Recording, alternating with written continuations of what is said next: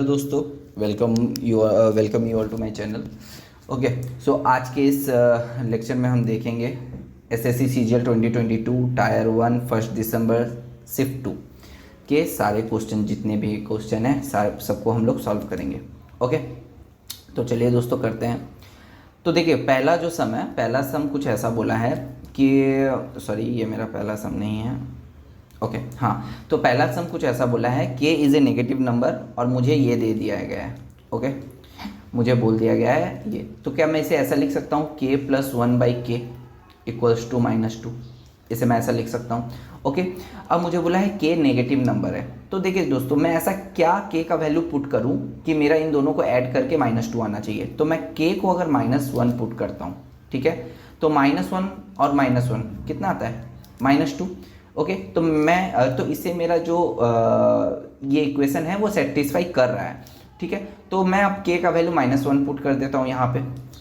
Okay, k square दिया गया है, -1 का स्क्वायर 1 -4 इंटू -1, तो -4 आएगा, तो यहाँ पे मैं माइनस ही रखता हूँ और ये हो गया माइनस। ओके, और नीचे जो है k स्क्वायर 1 + 1 -5। ओके, तो अब मुझे बताइए, ये 1 1 कट गया है और ये ऊपर आ रहा है -5, नीचे भी -5, that is equals to 1। Okay, फटाफट सॉल्व करेंगे दोस्तों, आज के इस लेक्चर को जल्दी ख़त्म करते हैं। ओके, नेक्स्ट है x + 1/x का जो वैल्यू दे दिया गया है वो 5√2। ठीक है, और मुझे फाइंड करना है x4 + 1/x4। ओके, ठीक है, अब चलिए, अब मैं इसे क्या कर सकता हूँ, मुझे x से x4 में जाना है, तो मैं पहले क्या करूँगा, मैं पहले इसका स्क्वायर करूँगा। तो ये क्या हो जाएगा, 1x² + 1/x²। ठीक है, अब आपको ये पता होना चाहिए कि अगर x + 1/x दिया हुआ है कुछ भी, सपोज करिए p, तो x² + 1/x² क्या हो जाएगा, ये मेरा हो जाएगा p² - 2। ओके, तो यहाँ p के जगह मुझे ये दे दिया गया है, यही p का वैल्यू है, तो इसका स्क्वायर करना है। ओके, इसका मुझे स्क्वायर करना है। चलिए करते हैं, तो 5√2 का स्क्वायर करते हैं, तो आता है मेरे पास 50 और -2, दैट इज़ 48। ठीक है, ये आ गया मेरा 48। ओके, अब मुझे x² से फिर x4 में जाना है। ठीक है, तो मैं क्या करूँगा, इसका फिर से स्क्वायर करता हूँ, तो x4 + 1/x4। ठीक है, ये सेम फॉर्मूला यूज होगा, यही वाला यूज होगा। ओके, तो अब मैं क्या करता हूँ, 48 का स्क्वायर -2। ठीक है, अगर आपको 48 का स्क्वायर पता है तो आप इसे फटाफट सॉल्व कर लेंगे, दैट इज 2304। ये होता है 48 का स्क्वायर। ओके, और -2 करना है, तो आपका आंसर आ जाएगा 2302। अब सपोज करिए आपको 48 का स्क्वायर नहीं पता है, तो आप क्या करिएगा, आप यहाँ पे डिजिट सम यूज करिए, डिजिट सम। ओके, डिजिट सम हम यहाँ पे कैसे यूज करेंगे, 48 का जो डिजिट सम होता है वो हम कैसे निकालेंगे। देखिए, मुझे 48 को सिंगल डिजिट में लाना है, तो 4 + 8 को ऐड कर दीजिए, ये आता है मेरा 12। ये अभी भी डबल डिजिट में है, तो इसको फिर से आप ऐड कर दीजिए, ये आ गया मेरा 3। ओके, तो 48 का जो डिजिट सम होता है वो होता है 3। ओके, तो मैं यहाँ पे 3 लिख देता हूँ, 3 का स्क्वायर -2, ये मेरा कितना आ रहा है, 9 - 2, दैट इज 7। ओके, तो मेरा जो आंसर होगा उसका भी जो ऑप्शन है आप वहाँ पे देखिएगा, वो आंसर भी मेरा उसका जो डिजिट सम है वो भी 7 आएगा। तो देखिए, मेरा आंसर 2302 था। ठीक है, आप इसको डिजिट सम करिए, 3 2 5 और 2 7, देखिए इसका डिजिट सम 7 ही आ रहा है। ठीक है, अब देखिए, आप बाकियों का देखिए, इसका आएगा 4, इसका डिजिट सम जो है ये भी 4 है और इसका भी 4 है। ठीक है, आप खुद से आप इसका डिजिट सम करके देखिए, सबके 4 आ रहे हैं, बस इसी का 7 आ रहा है। तो आप इस तरीके से भी सॉल्व कर सकते हैं अगर आपको नहीं पता है तो। अब देखिए, नेक्स्ट जो क्वेश्चन है वो बोला है अ डिस्टेंस डाउन स्ट्रीम। ठीक है, डाउन स्ट्रीम एक पर्टिकुलर डिस्टेंस को कवर किया गया डाउन स्ट्रीम में।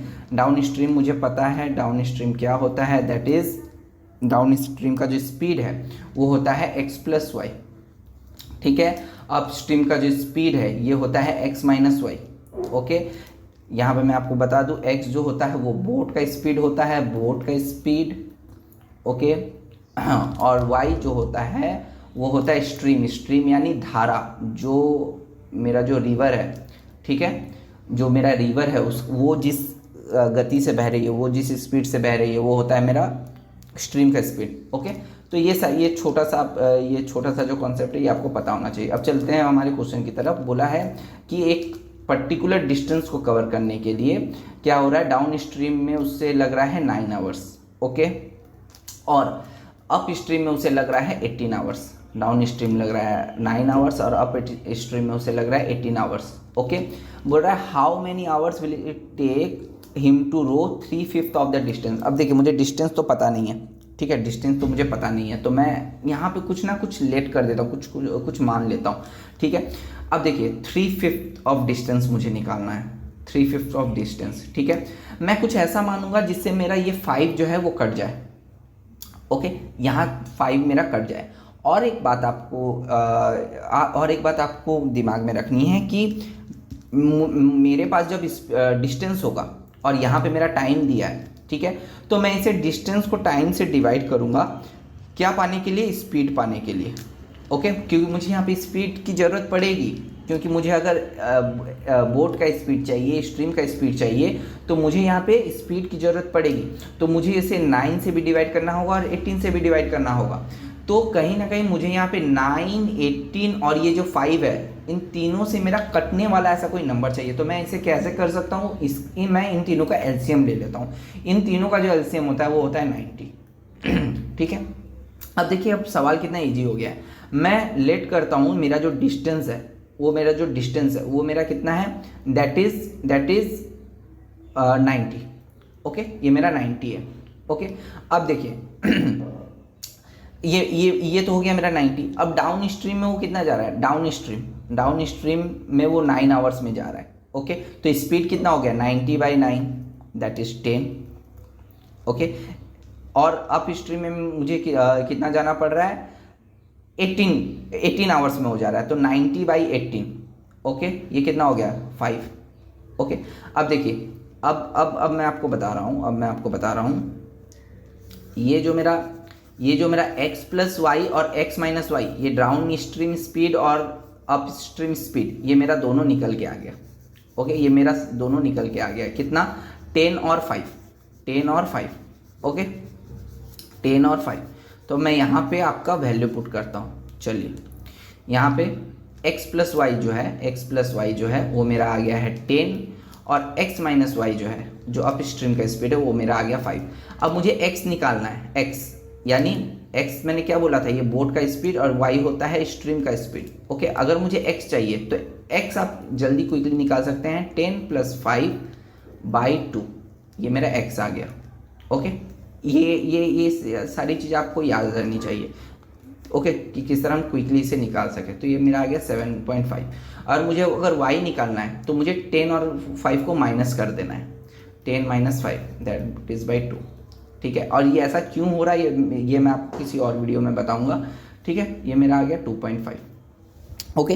तो ये मेरा बोट का स्पीड आ गया है, मेरा इसका भी स्पीड आ गया, अपने स्ट्रीम का भी। अब मुझे बोला है how much time it will take to row 3/5। अब देखिए डिस्टेंस तो मेरा 90 है, 90 का 3/5, ओके, ठीक है। In of the same distance in still water में मैं क्या होता है, जब पानी स्थिर रहे तो वहाँ पे सिर्फ मेरा बोट का स्पीड काम करेगा, ओके, क्योंकि ये जो मेरा स्ट्रीम है ये तो मेरा स्टील हो गया, ये मेरा क्या है, थम्स आ गया है, ओके। तो मेरा क्या होगा, मेरा सिर्फ बोट का स्पीड जो बोट का स्पीड है वही काम करेगा। तो बोट का जो स्पीड है मैं यहाँ पे क्या कर देता हूँ, डिवाइड कर देता हूँ, ओके, डिवाइड कर देता हूँ। अब देखिए अब इसे फटाफट से अब थोड़ा सॉल्व कर लीजिए। ये मेरा आ रहा है 18, ठीक है। अब मैं यहाँ से करता हूँ 2.5, 3 से किया हूँ 6, तो ये मेरा आ रहा है 18/2.5 या फिर 180/25, ओके, 180/25। अब मुझे बताइए कितने टाइम्स में जा रहा है, ये कितने टाइम्स में जा रहा है, 7, ओके, 25 7 जाता है 175 और ये 0.2, तो ये मेरा क्या हो गया, 7.2 हो गया मेरा आंसर, ओके। आई होप आपको ये समझ में आया होगा। बोला है a shopkeeper makes a net profit of 44% on selling price, okay. अब देखिए ऑन सेलिंग प्राइस, अब देखिए क्या हो रहा है कि अगर सपोज के लिए कॉस्ट प्राइस अगर 100 हुआ तो वो क्या कर रहा है, 44 क्या कर रहा है, प्रॉफिट कर रहा है, तो ये मेरा क्या हो जाएगा, जो सेलिंग वो मुझे बेचेगा कितने में, 44 में, 144 में, ठीक है, क्योंकि 44% जो है वो मेरा क्या कर रहा है, प्रॉफिट कर रहा है। ओके, अब देखिए, अब बोला है अब selling an article at successive discount of 10% and 20%। अब एक आर्टिकल था उसमें 10% और 20% का डिस्काउंट दिया, तो फाइनल डिस्काउंट कितना आ जाएगा, तो चलिए यहाँ पे फॉर्मूला यूज करते हैं, x plus y by x y by 100, ठीक है, सॉरी माइनस होगा ये, सॉरी माइनस होगा, ठीक है, ये हो गया डिस्काउंट का फॉर्मूला। अब चलिए यहाँ पे पुट कीजिए 10 प्लस 20, ये हो गया मेरा 30, ओके, इसका वैल्यू आ गया माइनस 10 इंटू 20 इंटू 10, 200 बाई 100, ये हो गया -2, ये हो गया 28, ठीक है। तो मेरा जो फाइनल डिस्काउंट हो गया वो हो गया 28%। इसका मतलब क्या है, अगर सपोज करिए मेरा मार्क प्राइस अगर 100 है, सपोज करिए, तो मेरा जो सेलिंग प्राइस होगा वो वो 100 रुपीज़ में वो 28 का डिस्काउंट देगा, तो ये मेरा क्या हो जाएगा 72।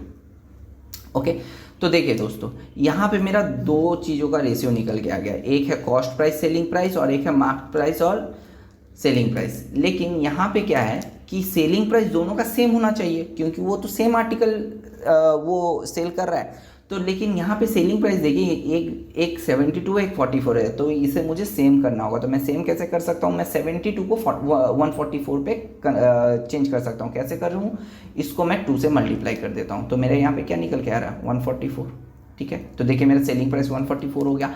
अगर मैं यहाँ पे इस रेशियो को 2 से मल्टीप्लाई कर रहा हूँ, तो इसके साथ वाले रेशियो को भी मैं 2 से मल्टीप्लाई करूँगा। ओके, तो ये कितना हो गया मेरा, ये हो गया मेरा 200। ओके, तो मेरा जो सेलिंग प्राइस और मार्केट प्राइस का जो रेशियो है यहाँ पे 144:200, और यहाँ पे जो मेरा कॉस्ट प्राइस और सेलिंग प्राइस का वो है 100:144। तो मेरा अगर मैं ऐसा देखूँ तो ये मेरा कैसा आ गया, देखिए 100:144, ऐसा ही तो है, मैंने दोनों को सेम कर दिया, और ये हो गया 200। ओके, अब मुझे बोला गया है if the shopkeeper sells the same article at a discount of 15%, ठीक है। अब मार्केट प्राइस पे ही ऑब्वियसली वो डिस्काउंट देगा, तो मार्केट प्राइस अगर 200 है तो इसका 15% डिस्काउंट कितना होता है मुझे बताइए, इसका 15% डिस्काउंट कितना होता है, 200 का 15% होता है 30, तो वो सेल कर रहा होगा कहीं ना कहीं 170 में, ठीक है। वो 200 में 15% का डिस्काउंट दिया तो 170 में सेल कर रहा है। अब देखिए 100 रुपये उसका कॉस्ट प्राइस है और 170 पे सेल कर रहा है, तो वो उसको प्रॉफिट कितना का हो रहा है 70 का। ओके, तो 100 पे 70, इसका मतलब 70%। ओके, चलते हैं नेक्स्ट क्वेश्चन की ओर। देखिए बड़ा प्यारा सा समय है, ठीक है। ऐसे सवालों को आप ऐसा कर सकते हैं ऊपर में जितने साइन है या तो आप उसको कॉस में कन्वर्ट कर लीजिए, या फिर नीचे जितने भी कॉस है उसको आप साइन में कन्वर्ट कर लीजिए, ठीक है। तो आप कैसे करेंगे, आप इस फॉर्मूला का यूज कर सकते हैं, आपको पता होगा sine 90 minus theta equals to होता है कॉस थीटा। ओके, और कॉस 90 माइनस थीटा ये होता है साइन थीटा, राइट, ये होता है मेरा साइन थीटा। ओके, अब देखिए अगर जैसे यहाँ पे मेरा साइन 30 डिग्री दिया है, मैं इस फॉर्मूला का यूज करता हूँ, मैं एक काम करता हूँ, मैं ऊपर वालों को कॉस में कन्वर्ट कर देता हूँ, ठीक है। तो साइन 30 डिग्री दिया, क्या मैं इसको ऐसा लिख सकता हूँ, साइन 30 डिग्री को क्या मैं ऐसा लिख सकता हूँ 90 माइनस 60, मैं साइन 30 को ऐसा लिख सकता हूँ, तो ये मेरा क्या देगा, दैट इज कॉस 60। समझ में आया दोस्तों, समझ में आया। तो चलिए अब मैं फटाफट से इन ऊपर वालों को कॉस में कन्वर्ट कर देता हूँ। तो साइन 30 हो गया मेरा कॉस 30, ओके। साइन 40 हो जाएगा मेरा कॉस 50, ओके। साइन ये हो जाएगा मेरा कॉस 50। आप इस पे पुट करके देखिए, आपका इतना ही आने वाला है, ठीक है। साइन 50 हो जाएगा मेरा कॉस 40, और साइन 60 हो जाएगा मेरा कॉस 30, ओके। ये ऊपर का हो गया। नीचे में देख लीजिए आप, कॉस 30 दिया गया है, कॉस 40 दिया गया है, कॉस 50 भी है, आपको दिख रहा होगा सारे कट रहे हैं, ये सारे कट रहे हैं। तो कॉस 60 कट रहा है, सॉरी ये साइन ये साइन 30, सॉरी यहाँ पे क्या होगा, ये हो जाएगा 60, क्योंकि देखिए साइन 90 माइनस 60 है, ये 60 हो जाएगा, ओके, देखिए cos 60 कर रहा है, ये कट रहा है, ये भी कट रहा है, सब कुछ कट रहा है, तो ये मेरा आ जाएगा वन आंसर। ठीक है, आप ऐसे इसे सॉल्व कर सकते हैं। अच्छा, what is the ratio between HCF and LCM? Okay, whose LCM is 48, ठीक है, और product of two number is 384। तो आपको ये पता होना चाहिए HCF into LCM equals to product of two number, okay, two numbers. ठीक है, तो एचसीएफ मुझे नहीं दिया गया है, एलसीएम मुझे 48 दे दिया गया, प्रोडक्ट ऑफ टू नंबर से मुझे 384 दे दिया गया। अब चलिए इसे काट लेते हैं, 6 से काटिए, 6 से कितने, अच्छा हाँ चलिए 6 से काटते हैं, 6 8 जा, 6 6 जा, ये आ जाएगा मेरा 6 6 जा और 6 4 जा, तो ये मेरा कट रहा है 8 टाइम्स। ओके, तो H इक्वल्स टू एच मेरा कितना आ गया 8, और मुझे एचसीएफ और एलसीएम का रेशियो बोलना है, तो 8:48, तो ये मेरा आ जाएगा 1:6। चलिए नेक्स्ट क्वेश्चन है, the price of scooter increases 10 15 10 5 and 15। अब बताइए उसका फाइनल कितना, उसका परसेंटेज इंक्रीज हो रहा है। ठीक है, तो आप इसे दो तरीके से कर सकते हैं। एक है जो फॉर्मूला है x plus y plus z, okay, plus x y plus y z plus x z by 100, आप इसे नोट कर लीजिए इस फॉर्मूले को, और x y z by 10,000। Okay, ये एक फॉर्मूला है जो कि आपका सक्सेसिव इंक्रीमेंट का। ठीक है, अब या फिर आप इसे रेशियो से भी सॉल्व कर सकते हैं, जिस तरह 10%, ठीक है, 10% क्या होता है 1/10। ओके, मतलब पहले अगर प्राइस 10 रही होगी तो अब बढ़ के 11 हो गई। 5% क्या होता है, 5% इक्वल्स टू 1/20। ओके, 20 था, ये 21 हो गया। 15% क्या होता है, दैट इज 3/20। ओके, मतलब पहले 20 था, अब ये हो गया 23। ठीक है, फिर आप इन सबको मल्टीप्लाई करना पड़ेगा, फिर देखना पड़ेगा कितना आ रहा है। मैं बोलूँगा बेस्ट तरीका यही होगा, आप यहाँ से इसे डायरेक्टली सॉल्व कर सकते हैं। क्या करना है, यहाँ पे इसको x, इसे y, इसे z मान लीजिए, x y z। ठीक है, अब यहाँ पे वैल्यू पुट कीजिए, तो 15 + 5 + 10 आ रहा है मेरा 30, प्लस अब क्या करना है x y, तो चलिए 10 × 5 हो रहा है 50, प्लस y z ये हो गया मेरा 75, प्लस x z ये हो गया मेरा 150। ठीक है, बाई 100। देखिए आपको इतना जानने की ज़रूरत नहीं है, मैं बोल रहा हूँ कि आप इतने से में ही आप पता लगा सकते हैं कि क्या आंसर होने वाला है। ठीक है, आप ये नेक्स्ट स्टेप आप इसे इग्नोर भी कर सकते हैं। देखिए ये मेरा कितना आ रहा है मुझे बताइए, ये हो रहा है मेरा 125 और 150। ओके, 125 प्लस 150 ये मेरा कितना आ रहा है 275/100। ओके, 270, तो यहाँ पे मैं लिख सकता हूँ 30 + 2.75। ओके, तो कहीं ना कहीं देखिए आपको 32 पॉइंट समथिंग आपको मिल रहा है इतने में ही। ओके, तो ये आपका 32, और ये आप करोगे तो ये 0 पॉइंट समथिंग आएगा। ठीक है, तो ये कभी भी 34 या फिर 36 को टच नहीं कर पाएगा, तो ये हमेशा 30, तो ये आप इस तरीके से भी सॉल्व कर सकते हो। बोला है the areas of the similar triangle ABC और DEF दे दिया गया है, ABC और DEF। ओके, DEF ये आपको दे दिया गया है। बोला है इसका जो एरिया है वो x है ABC का, और DEF का जो एरिया है वो y स्क्वायर है। ठीक है, तो आपको जब भी एक ट्रायंगल का एरिया दे दे तो आप उसके साइड को कैसे, साइड की रेशियो का कैसे निकालोगे।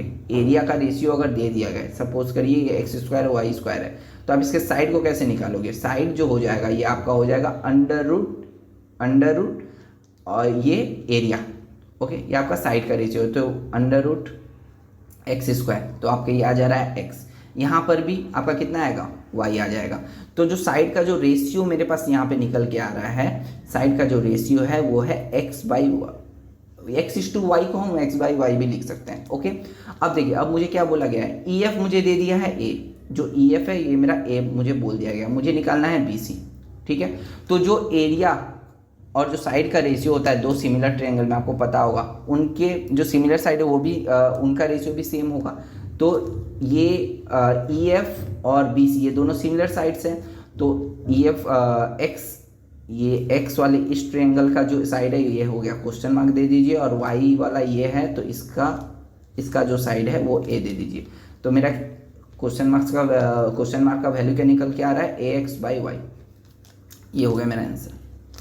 ओके, नेक्स्ट जो है the average of 25 student in a class, okay, in an examination is was calculated to be 19। ठीक है, 25 स्टूडेंट थे, ठीक है, उनका जो एवरेज मार्क्स है, ठीक है, एवरेज जो मार्क्स है वो आपका कैलकुलेट किया गया 19। ओके, बोला है टीचर को बाद में रियलाइज हुआ कि वो दो स्टूडेंट का वो 18 एंड 19 की जगह, ओके, 18 एंड 19 उसने मार्क्स दे दिया इंस्टेड ऑफ 14 एंड 15। ठीक है, एक्चुअली उन्होंने पाया था 14 और 15 मार्क्स, लेकिन उनको बढ़ा के 18 और 19 मार्क्स मिल गया। ठीक है, तो मुझे बताइए एक्चुअल एवरेज क्या होगा। ठीक है, तो देखिए आपको इसे बहुत बड़ा करने की ज़रूरत नहीं है, ऐसा नहीं है कि 25 इंटू 19 करिएगा फिर टोटल मार्क्स निकालिएगा, ऐसा कुछ भी करने की आपको ज़रूरत नहीं है। आप एक सिंपल सा लॉजिक समझिए, यहाँ पे जो 14 और 15 ये जो मार्क्स है ये मेरे एक्चुअल मार्क्स है। अब इनको बढ़ा के कितना दिया गया, 15 वाले को 4 एक्स्ट्रा दे दिया गया, 14 वाले को 4 एक्स्ट्रा दे दिया गया। इसका मतलब टोटल मार्क्स जो मेरा इंक्रीज हुआ है, ठीक है, वो मेरा 8 मार्क्स हुआ है। ठीक है, अब ये जो मेरा 19 एवरेज आया है, ठीक है, ये तो मेरा बढ़कर आया है 19 एवरेज। ये किस लिए बढ़ा था, क्योंकि ये जो 8 मार्क्स है, ये जो 8 मार्क्स है, ये 8 मार्क्स पूरे 25 स्टूडेंट्स में इक्वली डिवाइड हो गया। ओके, इक्वली जब डिवाइड होगा तभी तो एवरेज में इक्वली बढ़ेगा। ठीक है, तो इक्वली डिवाइड हो गया। तो अब मुझे बताइए कितना एवरेज में, जो एवरेज में इंक्रीमेंट आई, सबको कितना कितना करके मार्क्स मिला होगा जो शेयर किया होगा। तो 8 को हम 25 से अगर डिवाइड कर दें तो मेरा आ रहा है 0.32। ठीक है, ये आ गया 0.32। इसका मतलब इस 0.32 का एवरेज में इंक्रीमेंट हुआ है सभी लड़कों में, इस पूरे 25 लड़कों में। इस 8 मार्क्स को ये पूरे 25 लड़कों ने पूरे बांट के खाया है, कितना कितना करके, 0.32 करके। ओके, अब सब में अगर मुझे एक्चुअल मार्क्स निकालना है तो सबके मार्क्स से 0.32 कमेंगे, तो पूरे एवरेज में भी 0.32 की कमी आएगी। तो 9 minus 0.32 that is 18.68। Okay, I hope आपको ये समझ में आया होगा। नेक्स्ट जो क्वेश्चन है बहुत इजी क्वेश्चन है, x⁹ दिया गया है, x⁵ दिया गया है, इंटू x⁻⁻4 यानी 1/x⁴ और ये x⁻6। ओके, x0 ये 1 होता है तो हम इसे नहीं लिखेंगे। ओके, अब चलिए थोड़ा काट लेते हैं, ये कट गया, यहाँ से ये क्या हो जाएगा, क्यूब हो जाएगा। तो x³ इंटू x। ओके, तो आ जाएगा मेरा x⁴। चलते हैं नेक्स्ट सम की। नेक्स्ट सवाल ये दोस्तों ये मैं आपके लिए छोड़ रहा हूँ। ओके, ये मैं आपके लिए छोड़ रहा हूँ, आप यहाँ पे वैल्यू पुट कीजिए और देखिए यहाँ पर भी वैल्यू पुट करके कि कौन सा ऑप्शन सही है। ठीक है, और मुझे कमेंट में बताइए। ओके, चलिए नेक्स्ट क्वेश्चन है, बोला है कि मीन प्रोपोर्शन रेशियो निकालना है, किसका किसका, mean proportion between 1.6 and 3.6 and third proportion between 5 और 8। ठीक है, इन दोनों का रेशियो निकालना है। तो आपको मैं बता दूं मीन प्रोपोर्शन का जो फॉर्मूला होता है वो होता है √AB, और थर्ड प्रोपोर्शन इसका जो फॉर्मूला होता है वो होता है B²/A। ओके, आप मीन प्रोपोर्शन के केस में इसको A मान लीजिए, इसको B मान लीजिए, और इसके केस में इसको A मान लीजिए, इसको B मान लीजिए। ठीक है, अब फटाफट से आप सॉल्व कीजिए। अब यहाँ पे मेरा क्या आ रहा है mean proportion, that is 1.6 into 3.6। Okay, अब मुझे बताइए यहाँ पे आपका कितना निकल के आ रहा है, यहाँ पे आपका निकल के आ रहा है 0.4, और यहाँ पे आपका निकल के आ रहा है 0.6, क्योंकि ये 4 का स्क्वायर आपको लग रहा होगा, ये 6 का स्क्वायर, तो यहाँ पे आ जाएगा मेरा 2.4। ये हो गया मेरा मीन प्रोपोर्शन। ओके, और यहाँ पे आप देखिए B² मतलब 64/5, ये मेरा कितना आ रहा है 12.8। ओके, अब चलिए अब इसको हम लोग सॉल्व करते हैं। ठीक है, अब मुझे क्या करना है, mean proportion is to third proportion का रेशियो निकालना है, दैट इज 2.4:12.8। ठीक है, पॉइंट को दोनों तरफ से हटा दीजिए क्योंकि 1 डिजिट के बाद पॉइंट है। अब देखिए अब इसे हम काटते हैं, 4 से 4 6 जा, यह आ जाएगा 4 3 जा, 4 2 जा, ठीक है, 2 3 जा, और ये 216, दैट इज 3:16 मेरा आंसर है। चलिए नेक्स्ट क्वेश्चन बोला है the difference between the cost price and selling price मुझे दे दिया गया है ₹1200 और बोला है प्रॉफिट परसेंट जो है वो मेरा 15 है। तो मुझे बताइए सेलिंग प्राइस कितना है। ठीक है, बहुत अच्छी बात है। 15% को क्या हम ऐसे लिख सकते हैं 2/3 फ्रैक्शनल वैल्यू, सॉरी 3/20, सॉरी 3/20, ये मेरा फ्रैक्शनल वैल्यू हो गया 15% का। ओहो सॉरी 3/20। ओके, मतलब क्या है, मतलब क्या होता है इसका, देखिए मुझे तो कॉस्ट प्राइस पता है नहीं। ठीक है, मुझे तो कॉस्ट प्राइस पता है नहीं। अब देखिए सपोज करिए अगर मेरा 20 कॉस्ट प्राइस है, ठीक है, और ये 3 का प्रॉफिट हो रहा है, तो मैं सेल कितने में कर रहा हूँ, मैं सेल कर रहा हूँ 23 में, राइट। ये मेरा हो गया सेलिंग प्राइस। ओके, अब देखिए आपको बोल दिया गया है कि कॉस्ट प्राइस और सेलिंग प्राइस का जो डिफरेंस है वो है 1200, लेकिन आपको यहाँ पे क्या दिख रहा है, कॉस्ट प्राइस आपका 20 है और सेलिंग प्राइस आपका 23 है, तो इन दोनों का आपको कितना डिफरेंस दिख रहा है 3। इस 3 ये तो मेरा रेशियो वैल्यू है और जो रियल वैल्यू है वो 1200 है, तो ये मेरा कितना गुना ज़्यादा है 400 टाइम्स। ओके, अब मुझे पूछा है सेलिंग प्राइस कितना होगा, तो सेलिंग प्राइस तो मैंने लेट किया, मेरा जो रेशियो वैल्यू था वो था 23। अब 23 को भी आपको क्या करना होगा, रियल वैल्यू में लाने के लिए 400 से मल्टीप्लाई करना होगा, दैट इज 9200। ओके, चलते हैं नेक्स्ट क्वेश्चन की ओर। बोला है a person lends certain money at annual rate of interest 25%। कितने साल के लिए इन्वेस्ट कर रहा है, 6 ईयर्स के लिए। अब उसने क्या देखा, in 6 year interest amounted 360 more than the sum lend. ठीक है, आप 6 ईयर्स के बाद उसने क्या देखा कि उसका जो SI है, मतलब जो सिंपल इंटरेस्ट है, वो आपका अमाउंट से सॉरी जो आपका प्रिंसिपल है उससे भी 360 मोर है। तो ऐसे सवालों को आप कैसे करिएगा। ठीक है, देखिए आपको प्रिंसिपल तो पता है नहीं, ठीक है, तो मैं लेट कर लेता हूँ, मैं मान लेता हूँ कि प्रिंसिपल 100 है। ओके, अब अगर 100 मेरा प्रिंसिपल है तो यहाँ पे मेरा SI कितना आएगा मुझे बताइए। अगर मेरा 100 प्रिंसिपल होगा तो मेरा SI कितना आएगा। ठीक है, तो होता है PRT/100, तो यहाँ पे मेरा जो कट क्या आ रहा है, ये मेरा आ रहा है 150। ओके, तो मेरा ये क्या हो गया, ये मेरा SI हो गया। ठीक है, और जो मेरा प्रिंसिपल मैंने लेट किया था वो था 100। ठीक है, ये था मेरा प्रिंसिपल। तो आप देखिए मेरा कितना ज़्यादा हो रहा है, ये मेरा 50 ज़्यादा हो रहा है। ठीक है, मगर ये सारे वैल्यू तो मेरे मानने वाले वैल्यू है जो मैंने लेट किया है, ठीक है, जो मैंने माना है, पर रियल जो वैल्यू है, रियल वैल्यू में क्या है, वो 360 मोर है। ठीक है, मैंने जो माना था उस वैल्यू, अगर मैं वैसे चलूँ तो मेरा 50 ज़्यादा है, 50 मोर है, लेकिन रियल वैल्यू 360 मोर है। तो आप मुझे देखिए ये इससे कितना गुना ज़्यादा है। ओके, ये इसका कितना गुना ज़्यादा है, तो ये आपका आ जाएगा 360/50।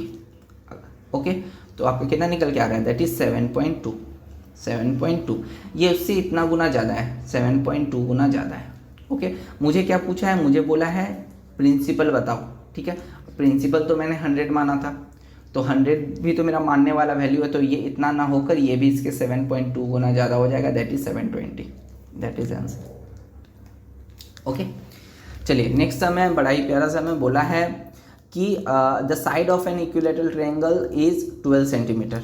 Okay, what is the radius of the circle circumscribing this equilateral triangle. Okay, अब आपको मतलब पता होना चाहिए सर्कमस्क्राइबिंग क्या होता है और इंस्क्राइबिंग क्या होता है। ठीक है, तो देखिए अगर किसी सर्किल के अंदर एक ट्रायंगल हो उसे कहते हैं सर्कमस्क्राइब, और किसी ट्रायंगल के अंदर कोई सर्किल हो तो ये उसे बोलते हैं इंस्क्राइब। ओके, अब आप इसे ध्यान में रखिएगा। अब बात है कि मुझे बोला गया है सर्कमस्क्राइब जो सर्किल है उसका रेडियस कितना होगा। तो जब भी सर्कमस्क्राइब का रेडियस पूछे ट्रायंगल का, तो इसका जो रेडियस होता है ये होता है साइड/√3। साइड/√3 ये फॉर्मूला आपको याद रहनी चाहिए। ठीक है, अब देखिए साइड मुझे दे दिया गया है 12 और नीचे √3।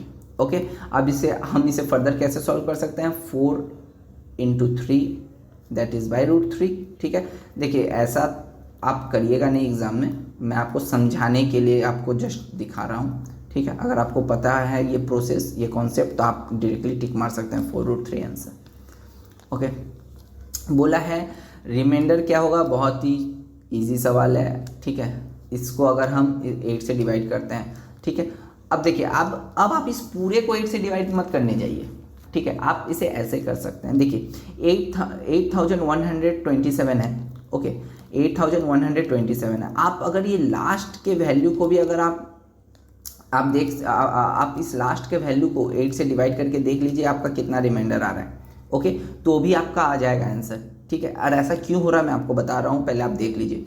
तो ये हो गया आपका 8, जो 8 से कितना है, 8 1 ज़ा 8, और ये 8 1 ज़ा 8, 4 8 5 ज़ा, ओके। तो मेरा जो रिमाइंडर है वो 7 आ रहा है, ओके, ये 7 आंसर। ऐसा क्यों हुआ मैं आपको बताता हूँ। देखिए मैं क्या इसको ऐसे लिख सकता हूँ 8000 प्लस 127, क्या मैं इसे ऐसा लिख सकता हूँ, और इसी को तो मुझे 8 से डिवाइड करना है। तो देखिए ये 8000 तो 8 से पूरा कंप्लीटली डिवाइड हो जाएगा, तो यहाँ पे मेरा कोई भी रिमाइंडर नहीं बचेगा। इसका मतलब मुझे सिर्फ 8 को इससे डिवाइड करके देखना है कि मेरा कितना रिमाइंडर आ रहा है। ठीक है, यही था कॉन्सेप्ट इसके पीछे। बोला है ABC तीनों लोग हैं, तीनों का जो मेरा डे दे दिया गया है, कितने दिनों में काम कर रहे हैं, ये बोल दिया है 10, ये बोल दिया है 20, ये बोल दिया है 40।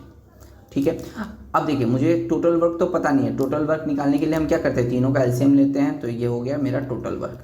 ओके, अब देखिए अब मुझे एफिशिएंसी चाहिए। एफिशिएंसी का मतलब होता है एक दिन में वो कितना काम करेंगे, तो ये हो गया मेरा 4। ठीक है, 40 को 10 से डिवाइड करेंगे तो A का एफिशिएंसी आ जाएगा, 40 को 20 से डिवाइड करेंगे तो B का आ जाएगा, इसी तरह C का।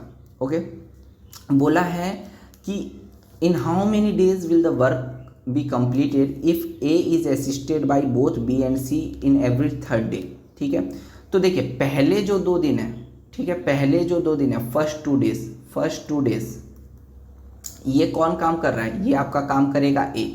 ठीक है, और जो थर्ड डे, जब तीसरा दिन आएगा, ठीक है, तो इसमें काम कौन करेगा, A plus B plus C तीनों मिलके काम करेंगे। ठीक है, तो पहले 2 दिन में A कितना काम कर चुका होगा। ठीक है, पहले 2 दिन में फर्स्ट टू डेज में A कितना काम कर चुका होगा, दैट इज़ A का जो एफिशिएंसी से हम 2 से मल्टीप्लाई कर दे तो 8 वर्क। ठीक है, पहले 2 दिन में 8 काम A कर चुका होगा। थर्ड डे में क्या होगा, A plus B plus C तीनों मिलके काम करेंगे। इसका मतलब इन तीनों का एफिशिएंसी क्या, मैं अगर ऐड कर दूँ क्या हो रहा है, 4 + 2 + 1 7। ठीक है, तो थर्ड डे में मेरा 7 काम होगा। ओके, अगर मैं टोटल 3 डेज की बात करूं, टोटल 3 दिनों में मेरा कितना काम हो रहा है, तो देखिए 8 + 7 15 का। ठीक है, इसका मतलब देखिए मेरे पास टोटल जो काम है वो 40 है, 3 दिनों में मेरा काम हो रहा है 15। ठीक है, तो फिर से अब मुझे पूरे 40 काम को करने में कितने दिन लगेंगे। ठीक है, पहले 3 दिनों में 15 हुआ, फिर से 3 दिनों में फिर से 15 हुआ। ठीक है, तो यहाँ पे मेरे 30 काम हो गए। अब बचा कितना काम है, और रिमेनिंग 10 काम बचे हैं मेरे।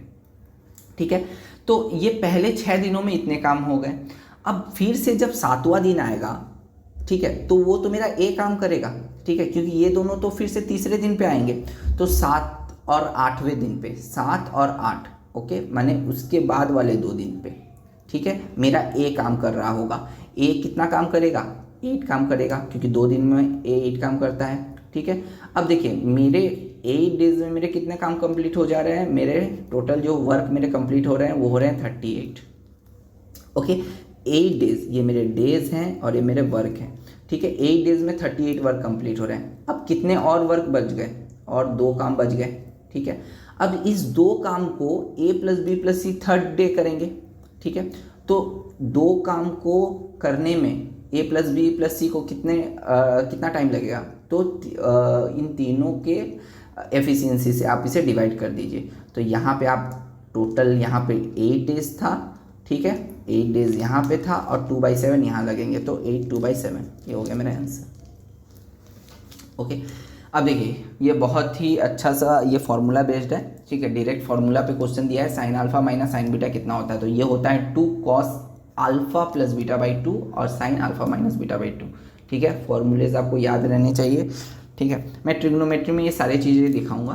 ओके, बोला है अ hemisphere of laid off radius 4 centimetre casted into a right circular cone 72 centimetre, what is the radius of the base of the cone. ठीक है, इसका जो मुझे रेडियस दे दिया गया है 4, ठीक है, और मुझे इसका रेडियस फाइंड करना है, ठीक है, और हाइट मुझे इसका दे दिया गया है 72, ठीक है। अब देखिए इस हेमिस्फेयर को इसमें कन्वर्ट कर दिया गया, ठीक है, तो वॉल्यूम में तो कोई चेंजेस नहीं आए होंगे, ठीक है, वॉल्यूम तो अनचेंज रहा होगा, वॉल्यूम तो अनचेंज रहा होगा, ठीक है। इसका मतलब क्या है कि इसका जो वॉल्यूम होगा इसका भी वॉल्यूम सेम होगा, राइट, इसका भी वॉल्यूम सेम होगा।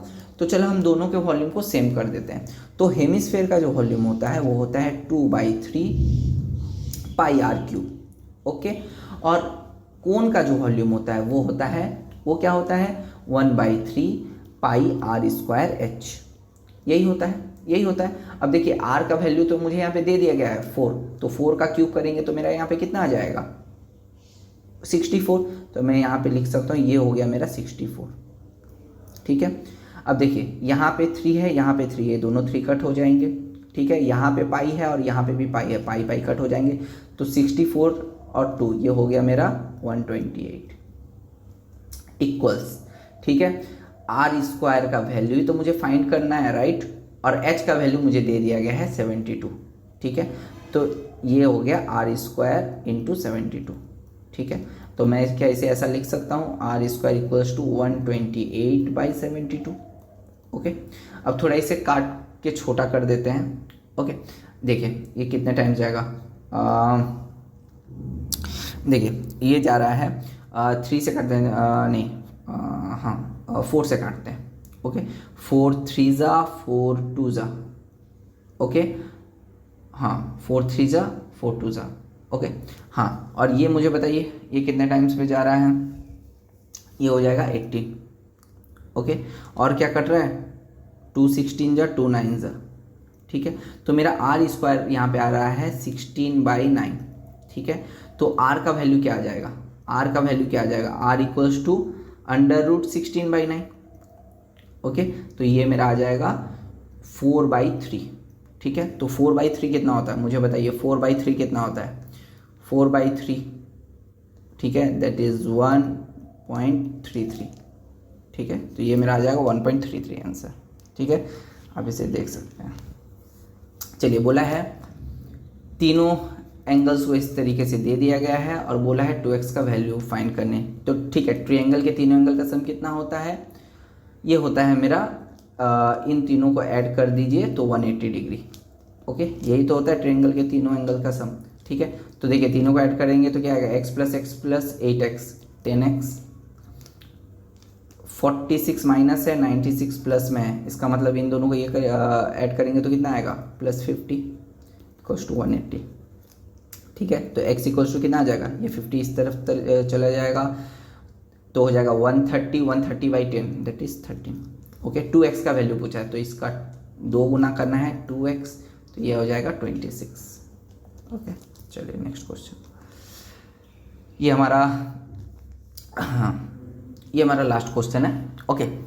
O is the centre of the circle, tangent drawn from A point P, ये P है, P से एक टेंजेंट ड्रॉ किया गया, ओके, जो कि टच कर रहा है Q पे, ओके, और ये हो गया O मेरा सेंटर, PQ मुझे बोल दिया गया है 24 और OQ मुझे बोल दिया गया है दैट इज 10, ये OQ है, ये मुझे 10 बोल दिया गया है, ओके। तो मुझे किसका वैल्यू फाइंड करना है, OP का, इसका वैल्यू मुझे फाइंड करना है, ओके। तो देखिए दोस्तों आपको ये पता होना चाहिए जब भी मेरा टेंजेंट, ठीक है, टेंजेंट से कोई भी लाइन मेरा सेंटर को टच करे, ठीक है, जहाँ पे पॉइंट ऑफ टेंजेंट है, टचिंग पॉइंट ऑफ टेंजेंट है और वो मेरा सेंटर को टच करे, तो वो ये हमेशा जो एंगल बनाता है ये होता है 90 डिग्री, ठीक है। तो आपको पता लग रहा होगा OPQ जो है वो एक राइट एंगल ट्रायंगल है, ओके, राइट एंगल ट्रायंगल है। अब आपको क्या करना है, राइट एंगल ट्रायंगल के आपको दो जो साइड वो दे दिए गए हैं, क्या क्या दे दिए गए हैं, अब देखिए 24 और 10, ठीक है।